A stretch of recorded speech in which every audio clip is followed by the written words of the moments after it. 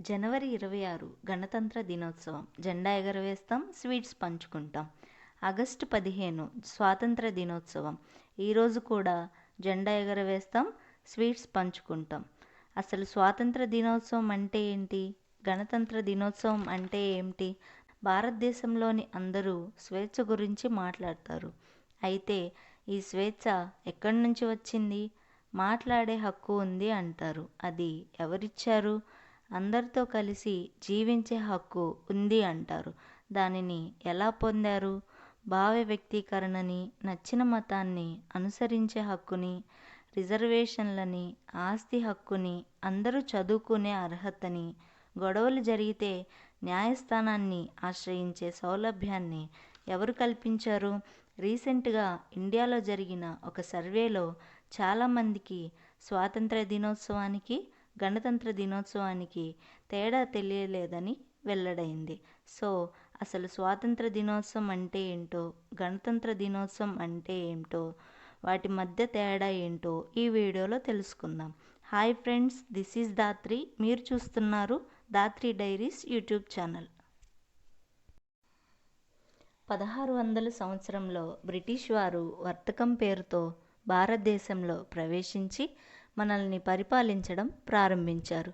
కొన్ని సంవత్సరాల బ్రిటిష్ పాలన తరువాత బ్రిటిష్ బానిసత్వంలో స్వేచ్ఛ, సంపదను కోల్పోయిన భారత ప్రజలు తిరుగుబాటు సాగించి స్వాతంత్ర్య పోరాటాలు సాగించిన కారణంగా బ్రిటిష్ వారు 1947 ఆగస్టు 15న భారతదేశాన్ని స్వతంత్ర దేశంగా ప్రకటించారు.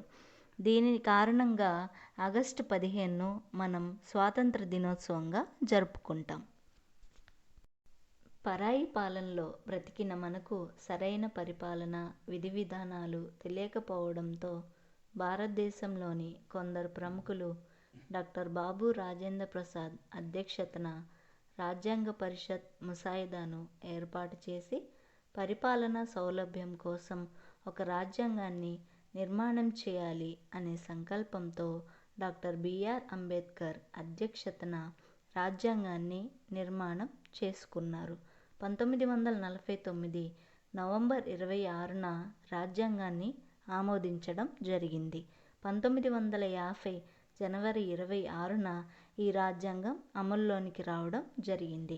భారతదేశాన్ని సర్వసత్తాక, లౌకిక, సామ్యవాద, గణతంత్ర రాజ్యంగా ఏర్పాటు చేసుకొని భారత పౌరులమైన మనందరికీ ఒకే రకమైన స్వేచ్ఛ, సమానత్వం, రాజకీయ న్యాయాన్ని అందించడం జరిగింది.